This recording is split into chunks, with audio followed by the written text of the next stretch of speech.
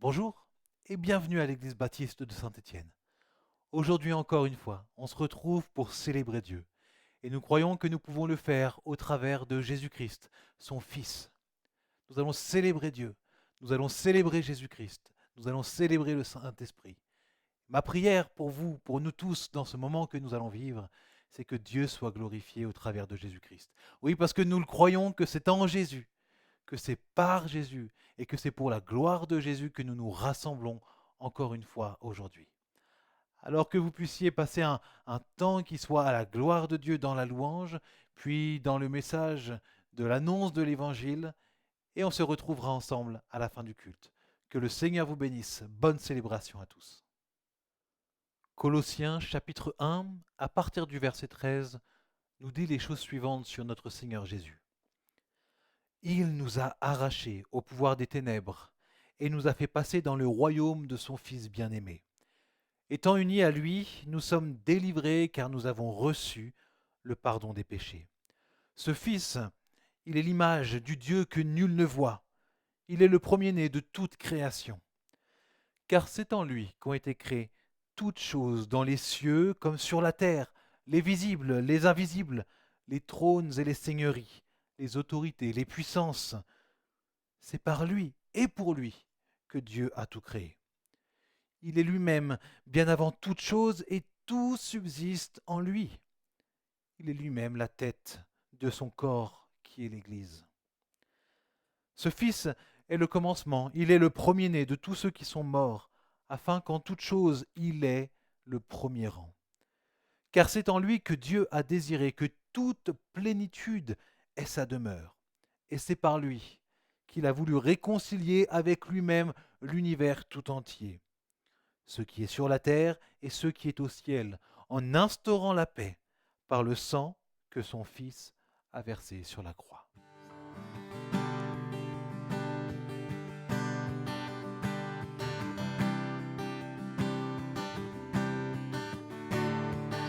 Il est exalté, le roi est au-dessus des cieux. Je veux le louer, il est élevé, à jamais exalté, et je loue son saint nom. Il est Seigneur, sa vérité régnera. Tout l'univers se réjouit dans son saint nom. Il est exalté, le roi est au-dessus des cieux. Il est exalté, le roi est au-dessus des cieux. Je veux le louer, il est élevé, à jamais exalté, et je loue son saint nom. Il est Seigneur, sa vérité régnera. Tout l'univers se réjouit dans son saint nom. Il est Seigneur, sa vérité régnera. Tout l'univers se réjouit dans son saint nom. Il est exalté, le roi est au-dessus des cieux. Il est exalté, le roi est au-dessus des cieux.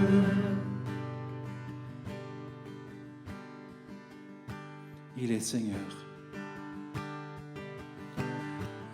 Il est Seigneur, sa vérité régnera. Tout l'univers se réjouit dans son saint nom. Il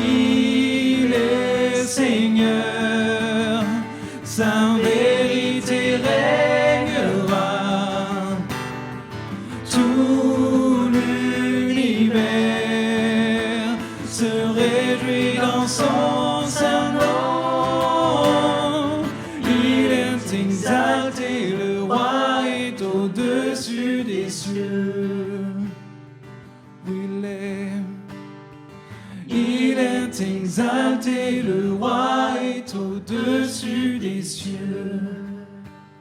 Dis-le une dernière fois, il est exalté, le roi est au-dessus des cieux.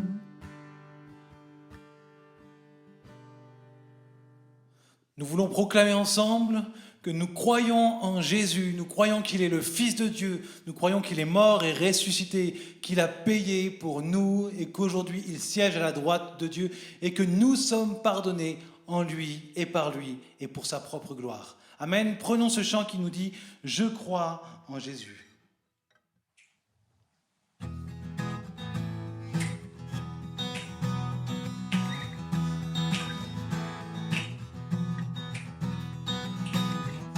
Je crois en Jésus, je crois qu'il est le Fils de Dieu, je crois qu'il est mort et ressuscité, je crois qu'il a payé pour nous,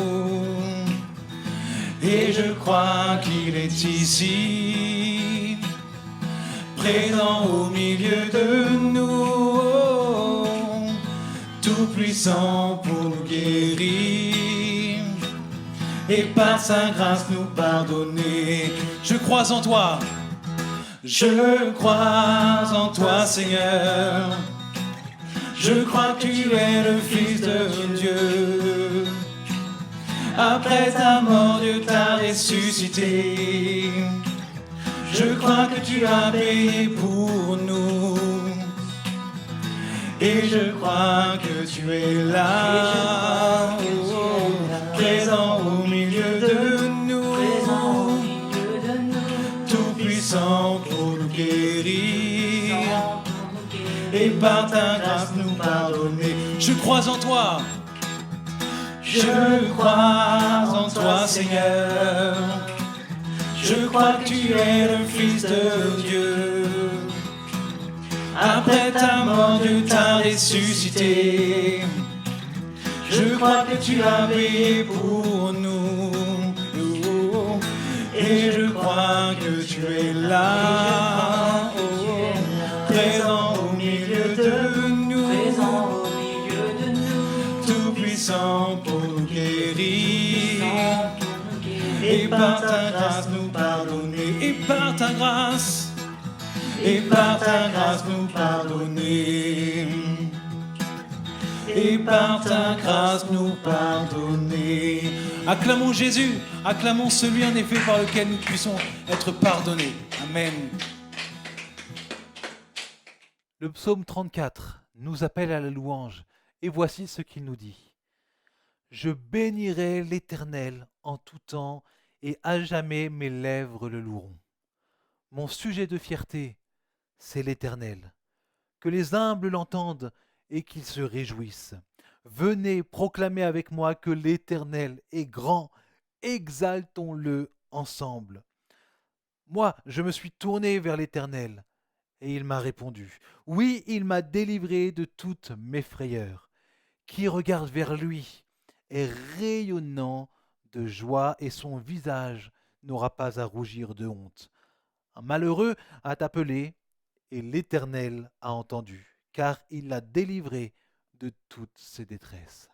Célébrons l'Éternel ensemble, il est digne d'être loué. Amen.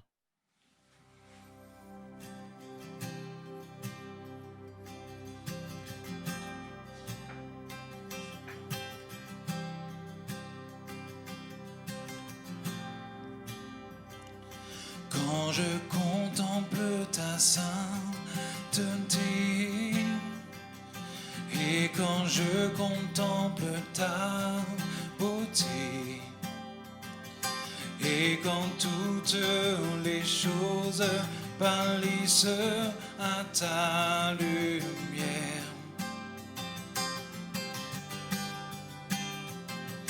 quand j'ai trouvé la joie près de ton cœur, quand je m'enveloppe de ton amour,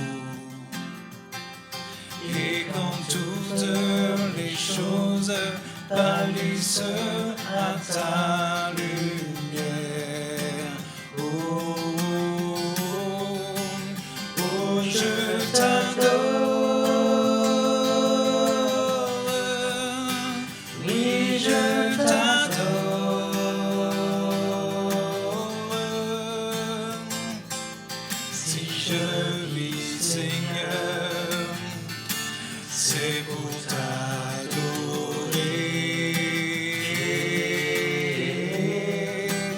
Oh, je t'adore. Oui, je t'adore.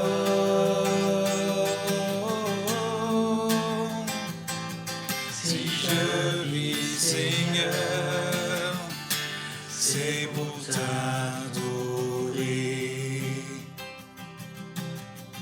Quand je contemple ta sainteté, et quand je contemple ta beauté, et quand toutes les choses pâlissent à ta lumière. Quand j'ai trouvé ensemble, quand j'ai trouvé la joie près de ton cœur, quand je m'enveloppe de ton amour, et quand toutes les choses pâlissent à ta lumière. Oh, oh, oh, oh, je t'adore. Oui, je t'adore.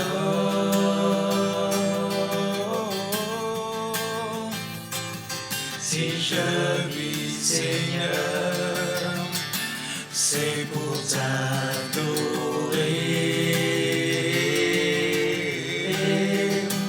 Oh, je t'adore. Oui, je t'adore.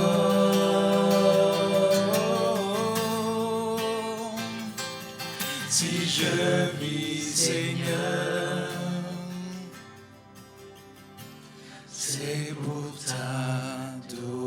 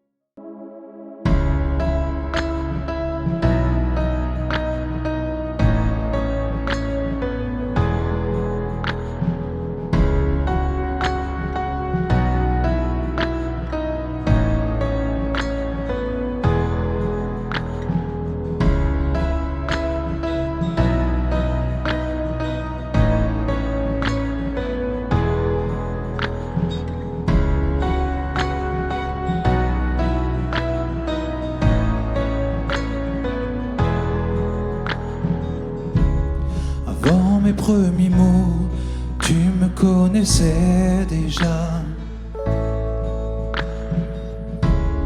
Oui, tu es si bon envers moi. Avant mon premier souffle, tu mis ta vie en moi. Oui, tu es si tendre envers moi. Oh, l'amour renversant, extravagant, infini de Dieu. Sans faiblir, il me cherche, il me poursuit, me ramène à lui. Je suis indigne et sans mérite, mais pour moi tu t'es livré. Oh, l'amour renversant, extravagant, infini de Dieu.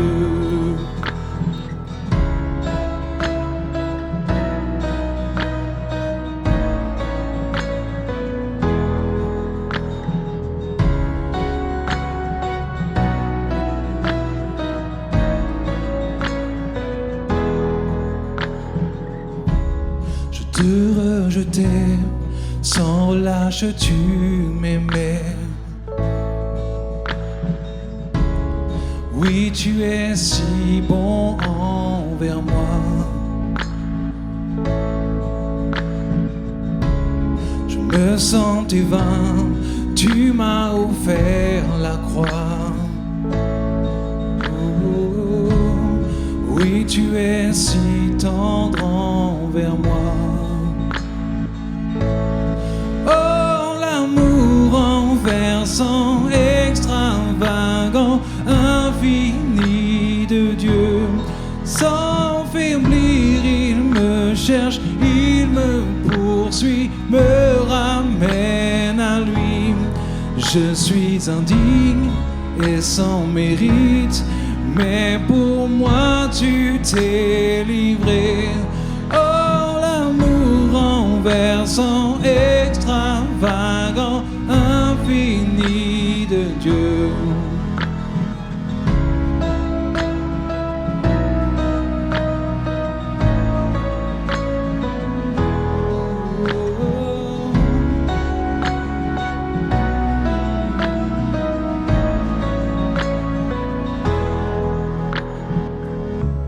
Qu'une ombre n'est trop sombre, mon trop élevé pour que tu me cherches. Mur ne peut résister, ni mensonge tenir, sans fin tu me cherches. Qu'une ombre n'est trop sombre, ni mon trop élevé, pour que tu me cherches. Aucun mur ne peut résister, ni mensonge tenir, sans fin tu me cherches. Aucune ombre n'est trop sombre, ni mon trop élevé, pour que tu me cherches. Oh, aucun mur ne peut résister, ni mensonge tenir, sans fin tu me cherches. Aucune ombre n'est trop sombre, ni mon trop élevé, pour que tu me cherches. Oh, aucun mur ne peut résister, ni mensonge tenir, sans fin tu me cherches. Oh, l'amour renversant, extravagant, infini de Dieu. Sans faiblir, il me cherche, il me poursuit, me ramène à lui. Je suis indigne et sans mérite, mais pour moi tu t'es livré.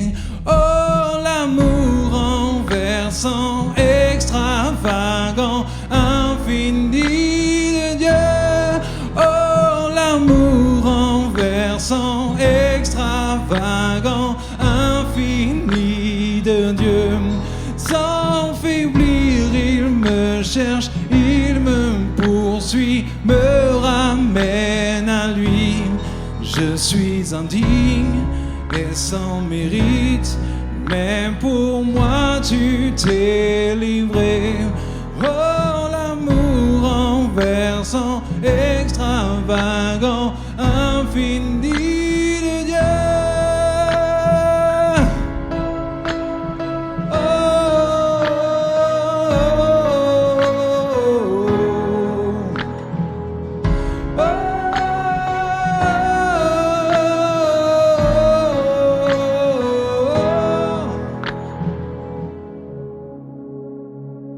Il y a quelques années, alors que j'étais à l'Institut biblique de Nogent-sur-Marne, lorsque je méditais la parole un matin sur le livre de l'Apocalypse, je suis tombé sur un passage qui m'a bouleversé. Il m'a tellement bouleversé que dans mon cœur, j'étais tellement pressé de vivre ce passage, de vivre ce moment. Et alors, ce qui s'est passé, c'est qu'alors que je me projetais dans l'éternité en quelque sorte, eh bien, c'est comme si le Seigneur me rappelait et me disait, mais tu n'as pas besoin d'attendre demain ni l'éternité pour me louer, mais tu peux déjà me célébrer et m'adorer aujourd'hui, et tu peux entrevoir, commencer à vivre en quelque sorte ce que dit ce passage. Donc le chant que nous allons prendre maintenant, c'est un chant que j'ai écrit suite à ce temps de méditation avec le Seigneur, et j'aimerais vous lire le livre de l'Apocalypse, au chapitre 7, à partir du verset 9, parce que le chant que nous allons chanter est écrit sur ce passage. Écoutons. Après cela, je vis une foule immense que nul ne pouvait dénombrer. C'étaient des gens de toute nation, de toute tribu, de tout peuple, de toute langue. Ils se tenaient debout devant le trône et devant l'agneau, vêtus de tuniques blanches, et ils avaient à la main des branches de palmier. Ils proclamaient d'une voix forte, « Le salut appartient à notre Dieu qui siège sur le trône et à l'agneau. » Et tous les anges se tenaient debout tout autour du trône, des représentants du peuple de Dieu et des 4 êtres vivants. Ils se prosternaient face contre terre devant le trône et ils adorèrent Dieu en disant « Amen, à notre Dieu soit la louange, la gloire et la sagesse, la reconnaissance et l'honneur, la puissance et la force pour toute éternité. Amen. » Alors, l'un des représentants du peuple de Dieu prit la parole et me demanda « Ces gens vêtus d'une tunique blanche, qui sont-ils et d'où sont-ils venus ?» Je lui répondis « Mon Seigneur, c'est toi qui le sais. » Il reprit « Ce sont ceux qui viennent de la grande détresse. Ils ont lavé et blanchi leur tunique dans le sang de l'agneau. C'est pourquoi ils se tiennent devant le trône de Dieu et ils lui rendent un culte nuit et jour dans son temple. Et celui qui siège sur le trône les abritera sous sa tente. Ils ne connaîtront plus ni la faim, ni la soif. Ils ne souffriront plus des ardeurs du soleil, ni d'aucune chaleur brûlante. Car l'agneau, oui, l'agneau qui est au milieu du trône, prendra soin d'eux comme un berger. Il les conduira vers les sources d'eau vive, et Dieu lui-même essuiera toutes les larmes de leurs yeux. Célébrons le Dieu 3 fois saint.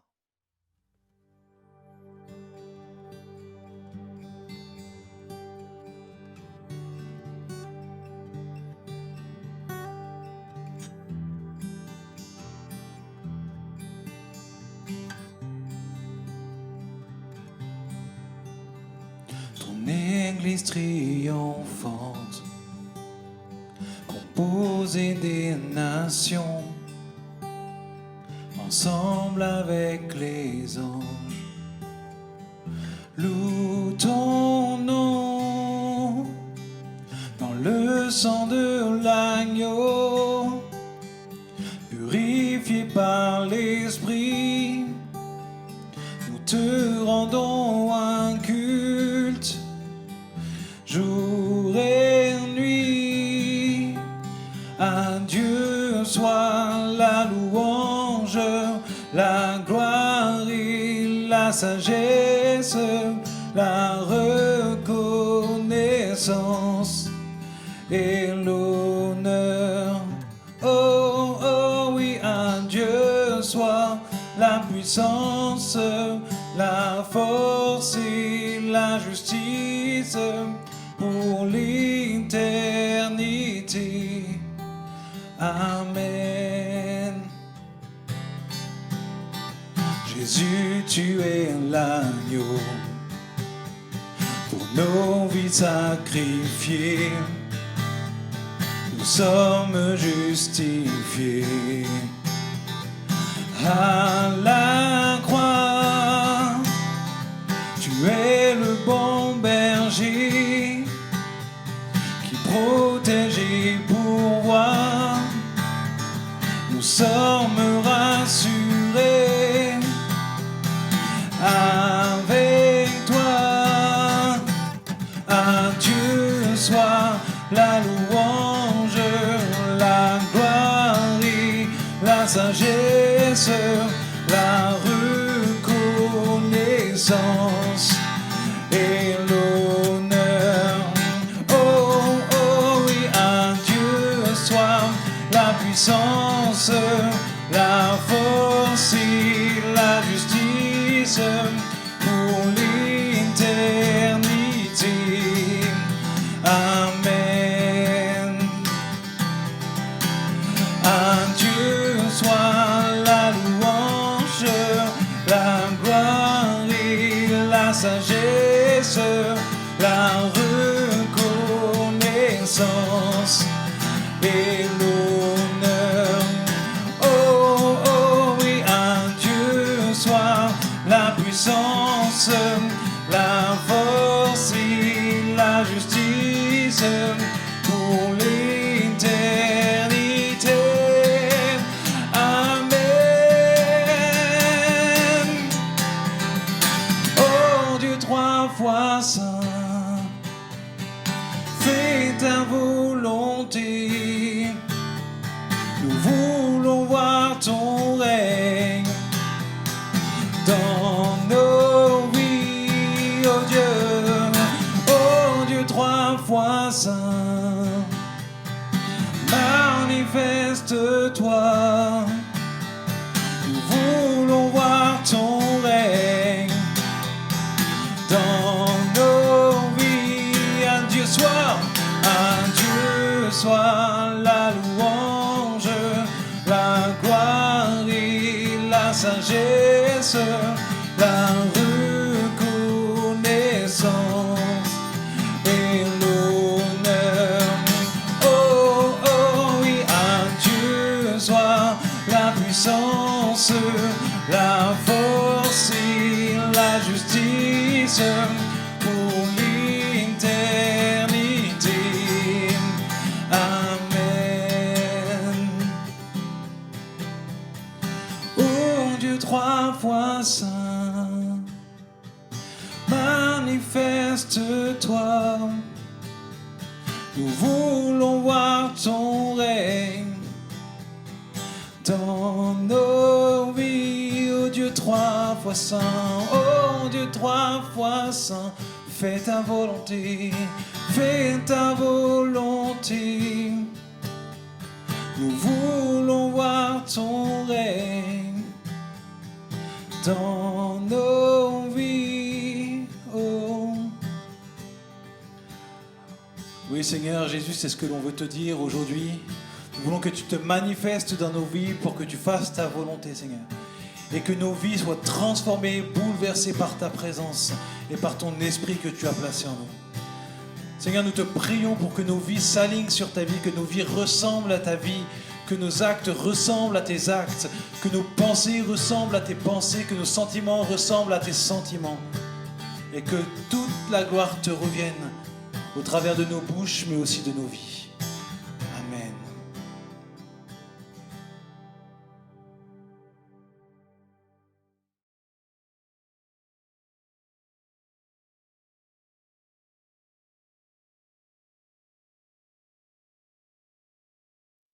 Lundi soir, nous avons notre réunion du conseil.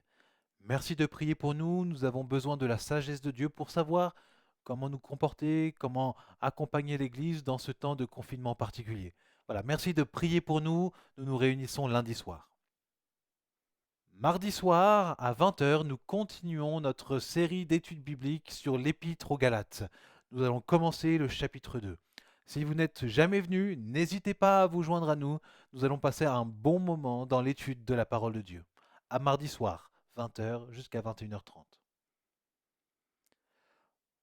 Vendredi, nous avons notre réunion, comme chaque semaine, de prière. À 20h jusqu'à 21h30, on se retrouve sur Zoom et puis on partage ensemble. On prie les uns pour les autres, mais en fait, on ne fait pas que cela. C'est aussi simplement un moment pour prendre des nouvelles les uns des autres aussi. Donc venez vendredi soir de 20h à 21h30, c'est vraiment un moment qui est merveilleux. J'ai un sujet de reconnaissance que je voulais partager à tous, et notamment dans l'optique de la semaine qui arrive. Jeudi, nous avons repris l'aide alimentaire, et simplement pour vous dire que ça s'est merveilleusement passé. Nous sommes reconnaissants au Seigneur pour son soutien et reconnaissants à l'Église pour les prières qui nous ont soutenus ce jeudi. Voilà, soyez encouragés, cette distribution alimentaire s'est bien passée dans de bonnes conditions et beaucoup de personnes ont pu être bénies. Pour ceux qui continuent de se poser des questions concernant les offrandes, sachez que vous avez la possibilité de continuer de le faire comme vous le faisiez jusqu'à présent, par virement bancaire. Mais si vous désirez le faire sur Internet avec votre carte bleue, c'est aussi possible et il y a un lien qui sera affiché dans la description de cette vidéo.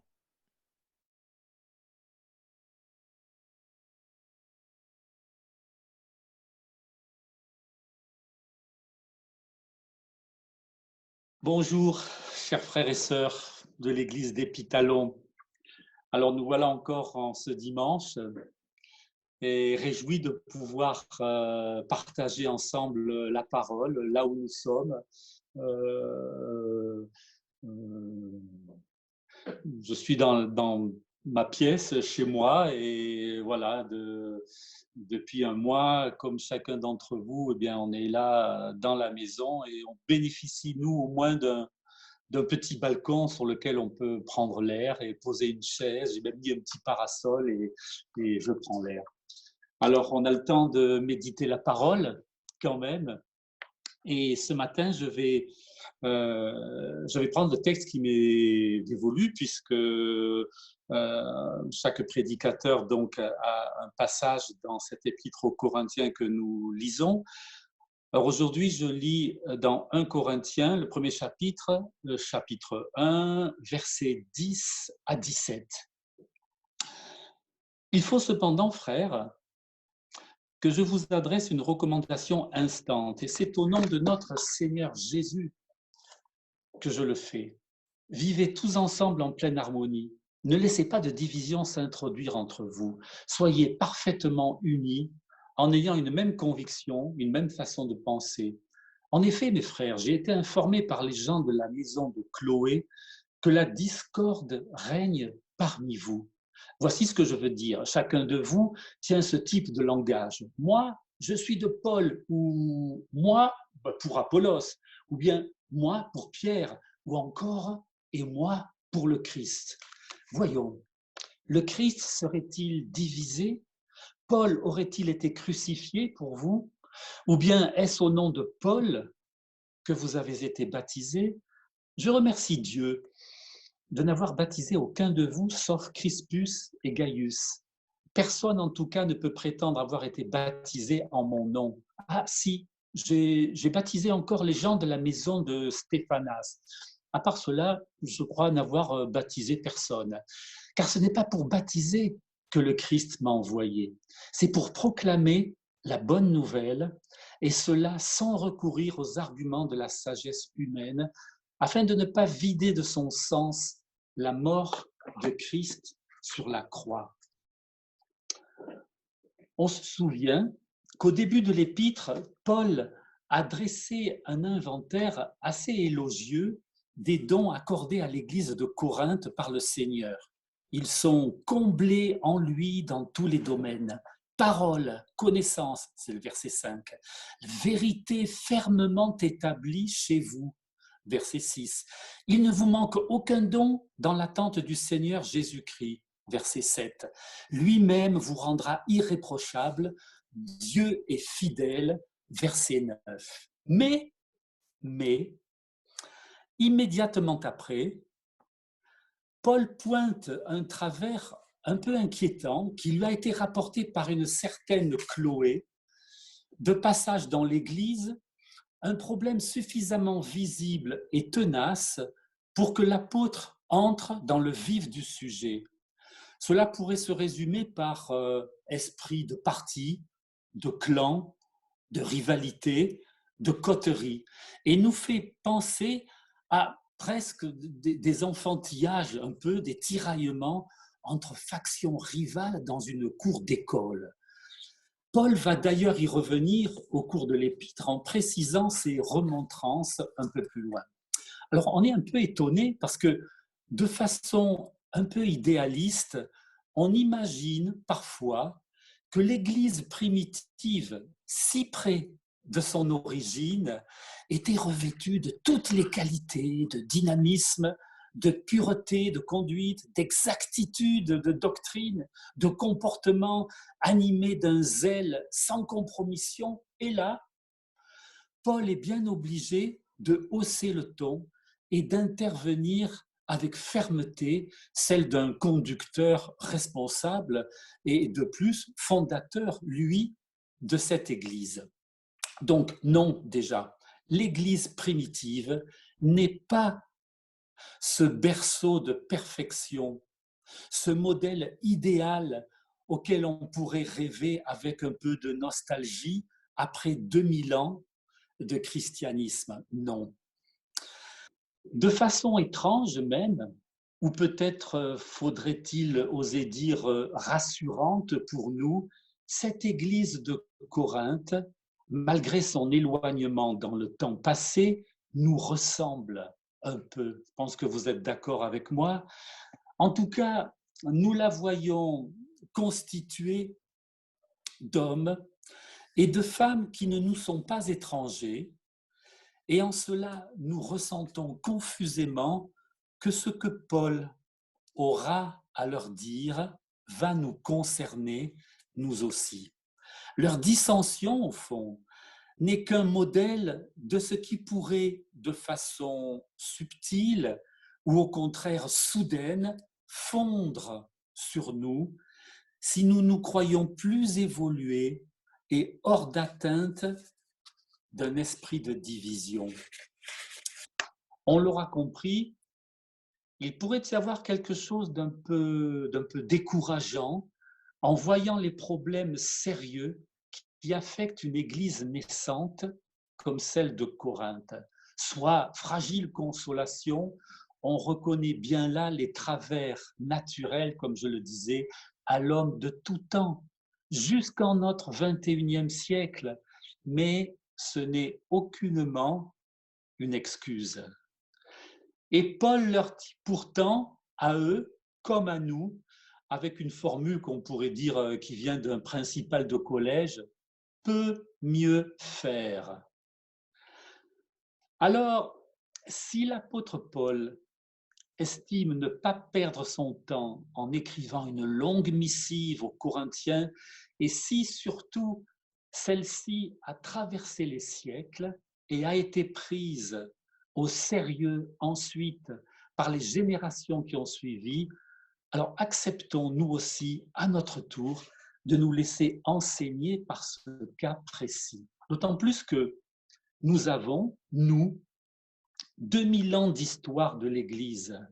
On est donc bien placé pour reconnaître dans le flux ininterrompu de son perpétuel recommencement que les petites vaguelettes soulevées par des égos surdimensionnés à Corinthe peuvent devenir au fil du temps, au fil des siècles, des tempêtes redoutables, des nations dressées les unes contre les autres pour motif de religion, des empires fractionnés en deux, un empire d'Orient, un empire d'Occident, et que souvent, parallèlement à de la défense de vérités doctrinales, se mêlent des ambitions personnelles tout à fait humaines. En fait, dans ces quelques versets, Paul pointe, il expose une situation anormale et quitte un peu à empiéter sur un passage réservé à une prochaine prédication. Je suis quand même bien obligé de me référer à ce que Paul reproche plus précisément aux Corinthiens. Et je vais vous lire 1 Corinthiens chapitre 3, versets 1 à 7. Vous voyez, c'est comme s'il y avait un zoom, un focus sur ce que nous venons de lire. Donc, chapitre 3, verset 1. En réalité, frères, je n'ai pas pu m'adresser à vous comme à des hommes conduits par l'Esprit. J'ai dû vous parler comme si vous étiez des hommes livrés à eux-mêmes, comme à de petits enfants dans la foi au Christ. C'est pourquoi je vous ai donné du lait et non de la nourriture solide, car vous n'auriez pas pu l'assimiler alors.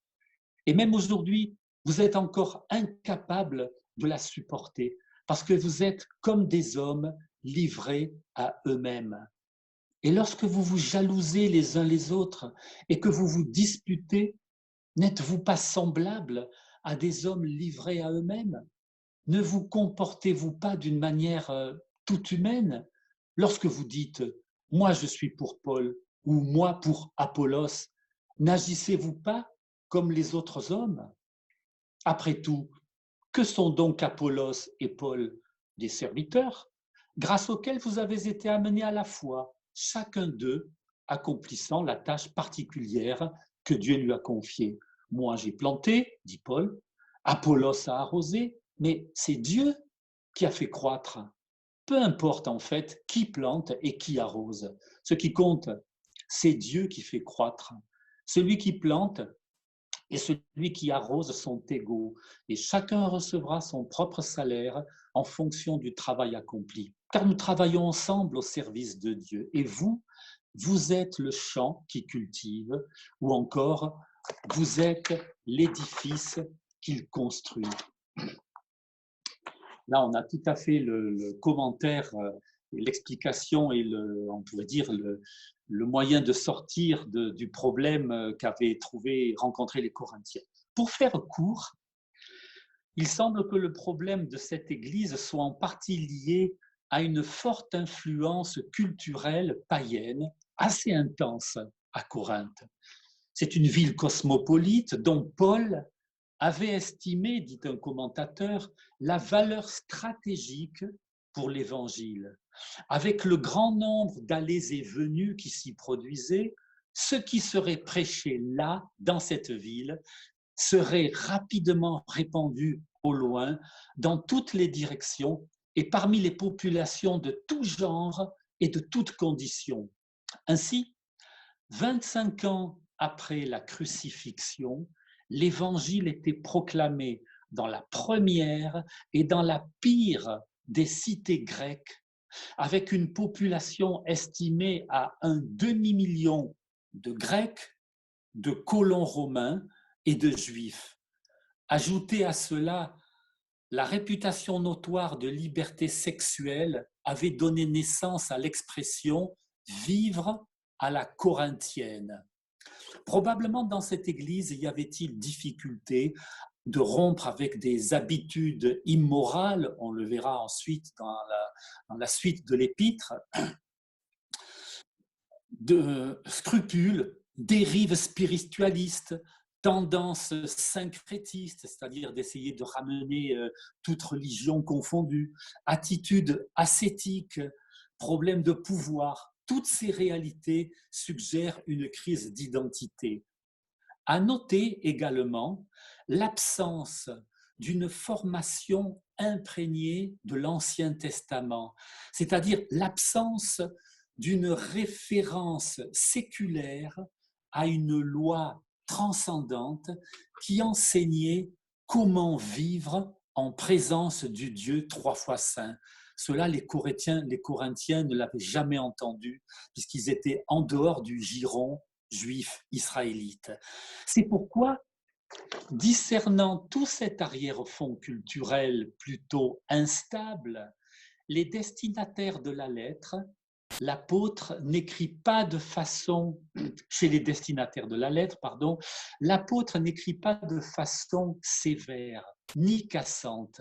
En pasteur, il prend le temps d'expliquer et de mettre en lumière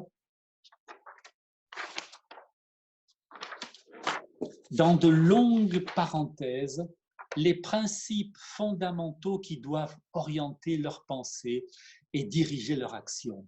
Alors, lorsque Paul énumère Apollos, Céphas, Paul, Christ, désignerait-il des fautifs? Il semble que non. Paul est le fondateur de l'Église, le père spirituel des premiers convertis de Corinthe, on le sait, il l'a dit. Théologiquement, il est sur une ligne d'ouverture au monde grec et de liberté par rapport aux prescriptions de la loi. Apollos est décrit, lui, dans le livre des Actes, comme un juif originaire d'Alexandrie qui enseigne de façon exacte à propos du Christ, mais qui pratique le baptême de Jean. C'est ce qui nous est dit dans Actes 18, 24. Pas de trace, par contre, de passage de Céphas, Pierre, à Corinthe. Quant à ceux qui se disent appartenir à Christ, on peut simplement remarquer que lorsqu'il y a des divisions, il y a toujours le parti de ceux qui forment le clan de ceux qui sont au-dessus des clans. Si c'est Jésus direct qui les inspire, alors il n'y a plus qu'à se taire. Mais à tous ceux qui se voient affiliés à l'un ou à l'autre de ces soi-disant chefs de file revendiqués à l'insu des intéressés, faut-il préciser, Paul s'étonne et enjoint les lecteurs à revenir urgemment à un esprit d'unité. Premier principe même, en dehors duquel l'Église se trouve en véritable danger, comme nous l'avons lu dans notre passage, car, comme dit l'apôtre Paul, car le Christ serait-il divisé? Verset 13.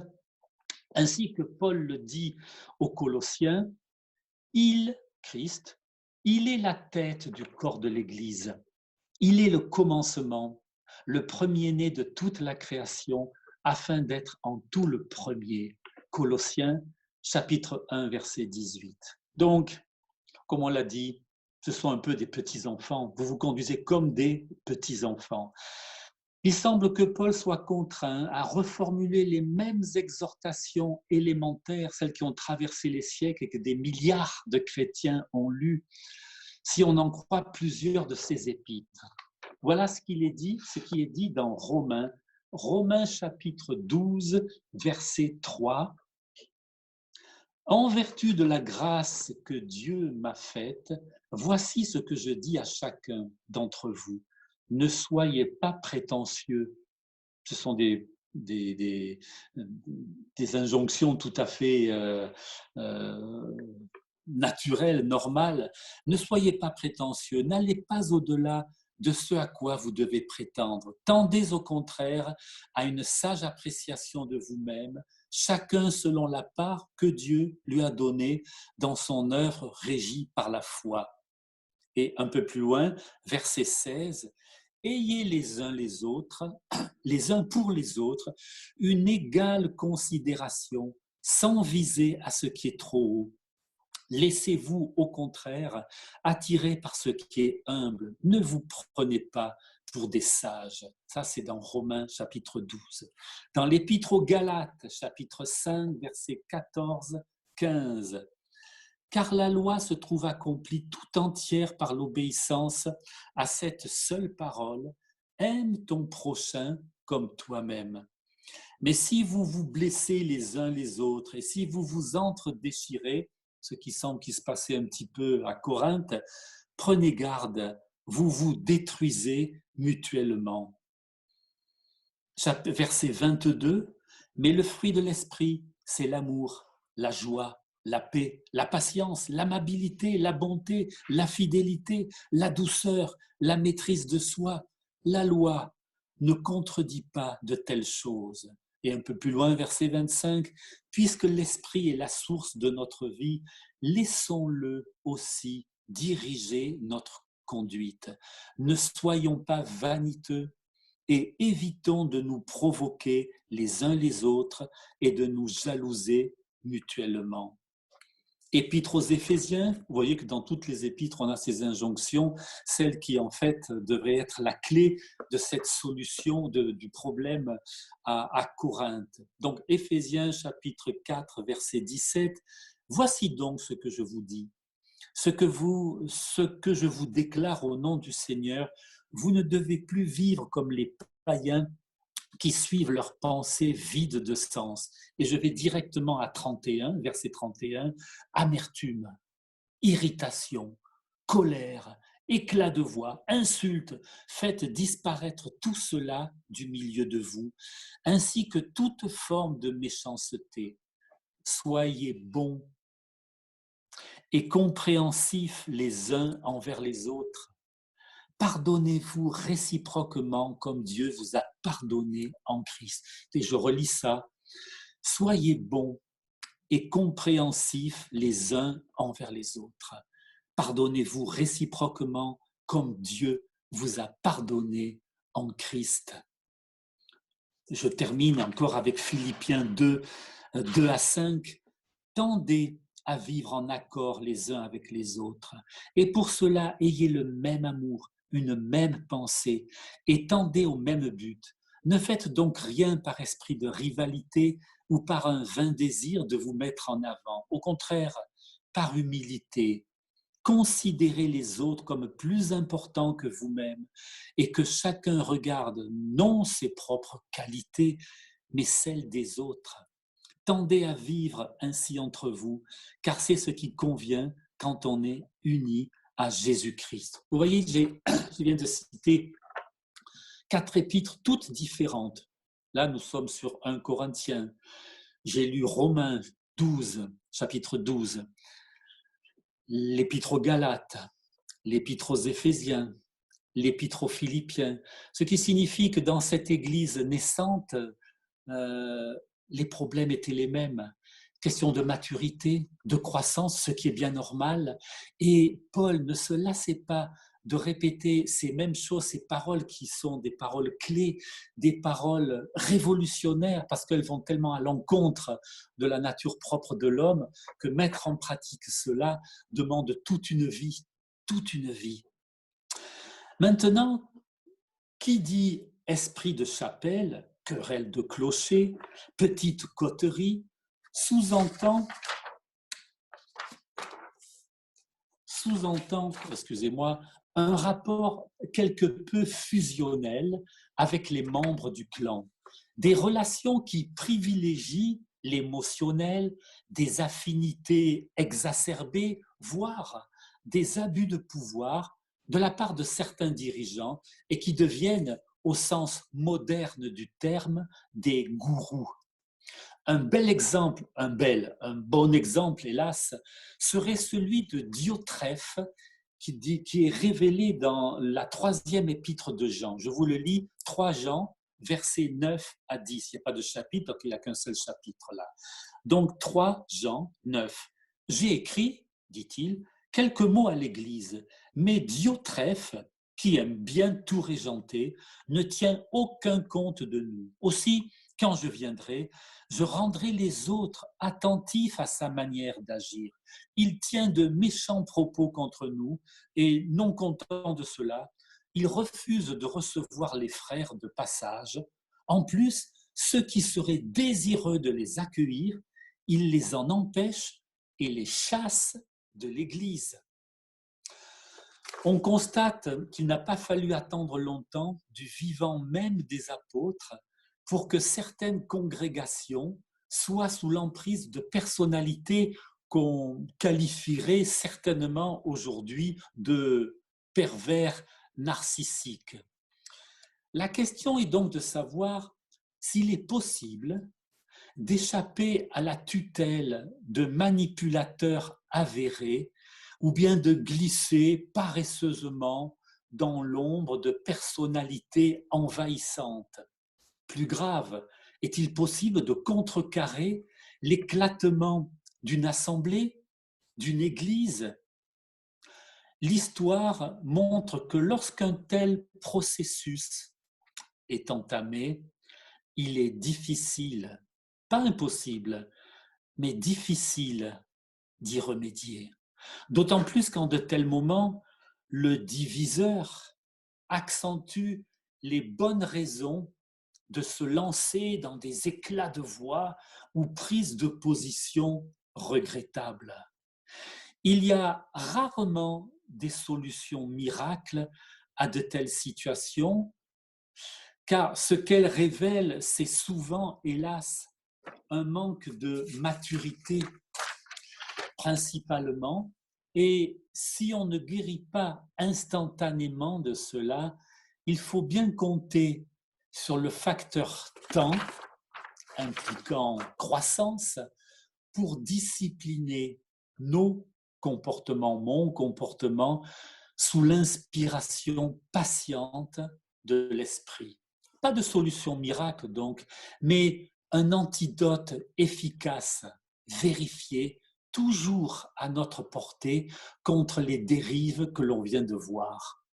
Cela consiste en un approfondissement de la part de chacun dans la parole ainsi que dans l'unité de Christ. Je sais que je suis en train de dire de gros truisme, une grosse vérité, mais c'est celle qui nous occupe au fond dans toute notre vie de chrétien, que nous nous rappelons tous les dimanches, toutes les occasions de nous retrouver. Unité ne veut pas dire non plus uniformité avec des clichés de langage et des comportements un peu formatés.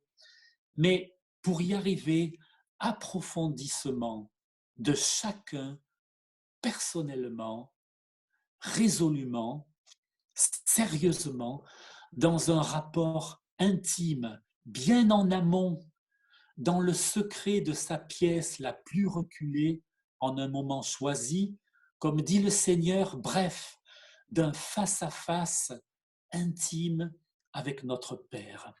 Et chaque nouvelle journée offre la possibilité d'un tel approfondissement, et peut-être que le risque d'un suivisme désordonné, sans discernement, parce que c'est bien ça dont il est question dans ces quelques versets des Corinthiens, sera inversement proportionnel à cette qualité d'écoute personnelle, fidèle, régulière, qui devrait être au cœur de nos vies.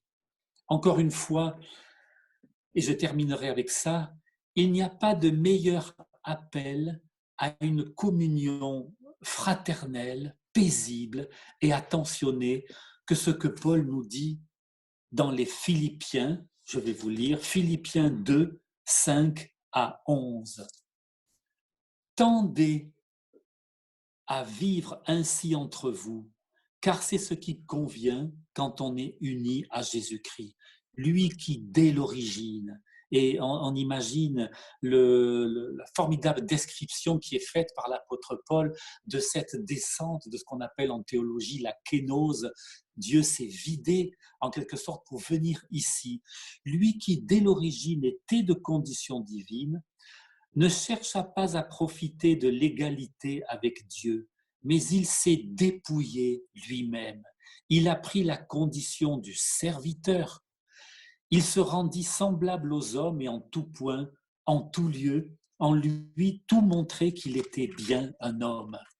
Il s'abaissa lui-même en devenant obéissant jusqu'à subir la mort. Oui, la mort sur la croix. C'est pourquoi Dieu aussi l'a élevé à la plus haute place et lui a donné le nom qui est au-dessus de tout nom, pour qu'au nom de Jésus, tout être s'agenouille dans les cieux, sur la terre et jusque sous la terre. Que chacun déclare Jésus-Christ est Seigneur à la gloire de Dieu le Père. Romains 12 aussi, Romains 12, verset 3. Je relis ce que j'ai déjà lu d'ailleurs tout à l'heure. En vertu de la grâce que Dieu m'a faite, voici ce que je dis à chacun d'entre vous. Ne soyez pas prétentieux. N'allez pas au-delà de ce à quoi vous devez prétendre. Tendez au contraire à une sage appréciation de vous-même, chacun selon la part que Dieu lui a donnée dans son œuvre, régie par la foi. Et je terminerai par ce dernier passage extrait des Corinthiens, toujours la première épître aux Corinthiens, chapitre 13. Bon, je sais que ça va être travaillé, lu, commenté prochainement. Mais ce chapitre est tellement beau, c'est le chapitre sur l'amour. Et dans le passage que je vais lire, versets 4 à 8, en filigrane, au fond, c'est comme si on voyait qui est Dieu. Quand Paul nous parle de l'amour, au fond, il est en train de décrire toutes les caractéristiques, si on peut dire, de qui est Dieu. Et voilà ce qu'il dit, c'est quelques versets, 4 à 8. L'amour est patient. Il est plein de bonté, l'amour. Il n'est pas envieux. Il ne cherche pas à se faire valoir. Il ne s'enfle pas d'orgueil. Il ne fait rien d'inconvenant. Il ne cherche pas son propre intérêt. Il ne s'aigrit pas contre les autres. Il ne trame pas le mal. Une autre version dit « il ne soupçonne pas le mal ». L'injustice l'attriste, la vérité le réjouit. En toute occasion, il pardonne, il fait confiance, il espère, il persévère. L'amour n'aura pas de fin.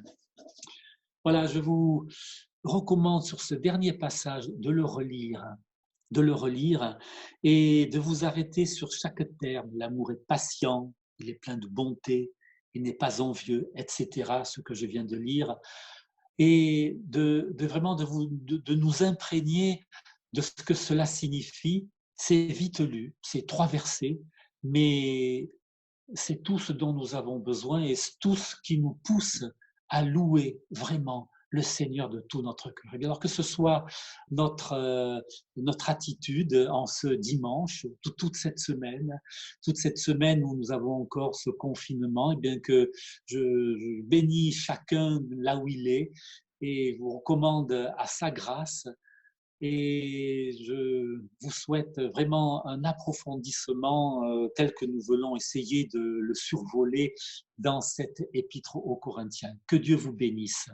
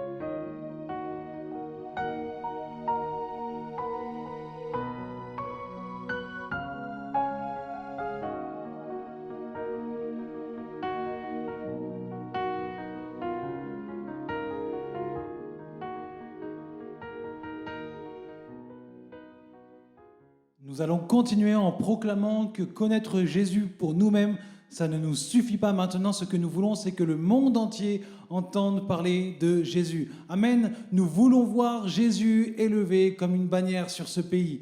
Levons-nous et proclamons cette vérité.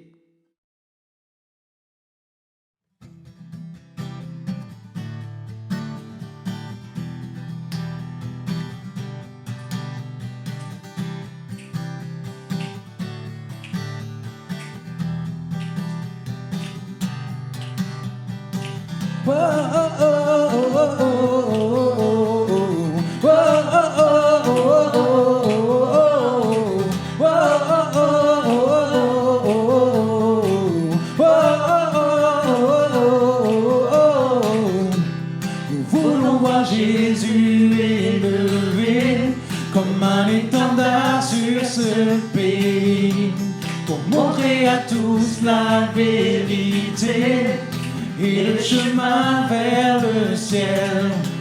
Nous voulons voir Jésus élevé comme un étendard sur ce pays, pour montrer à tous la vérité et le chemin vers le ciel. Oh, oh, oh, oh, oh, oh, oh, oh, oh, oh.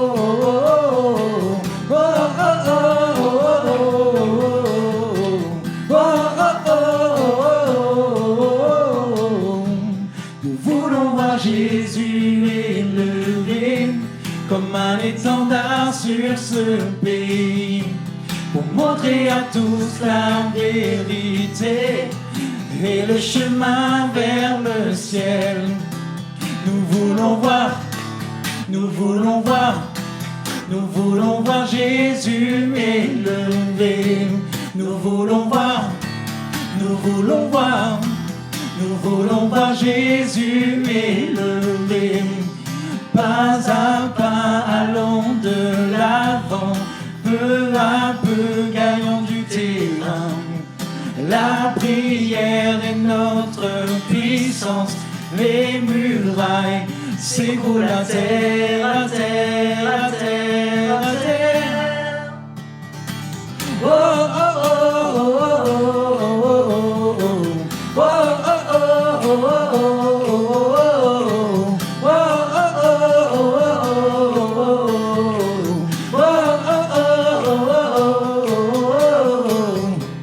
nous voulons voir Jésus élevé comme un étendard sur ce pays, pour montrer à tous la vérité et le chemin vers le ciel. Nous voulons voir, nous voulons voir, nous voulons voir Jésus élevé. Nous voulons voir, nous voulons voir, nous voulons voir Jésus élevé. Pas à pas allons de l'avant, peu à peu gagnons du terrain. La prière est notre puissance, les murailles s'écroulent à terre, à terre, à terre, à terre. Oui, Seigneur Jésus, c'est ce que nous voulons proclamer, que les murailles s'écroulent à terre au nom de Jésus-Christ. Et nous le proclamons pour notre ville, mais aussi pour notre pays, pour notre nation, Seigneur. Et nous croyons que les murailles qui empêchent de croire en toi, Seigneur, sont détruites en ton nom, de manière à ce que tous ceux que tu appelles, Seigneur, répondent à cet appel efficace et se tournent vers toi et t'adorent et t'aiment comme seul Seigneur et comme seul Maître. Que toute la gloire te revienne, ô Jésus, que la gloire revienne à ton Père et que la gloire revienne au Saint-Esprit. Amen. Voilà, nous arrivons à la fin de notre célébration. C'était un moment béni ensemble. Ma prière est que le Seigneur Jésus-Christ continue de vous accompagner tout au long de la semaine, pas parce que je le veux, mais parce qu'il l'a promis. Alors que Jésus-Christ soit glorifié dans votre vie, par vos bouches et par vos actes. Bonne semaine à tous, soyez bénis.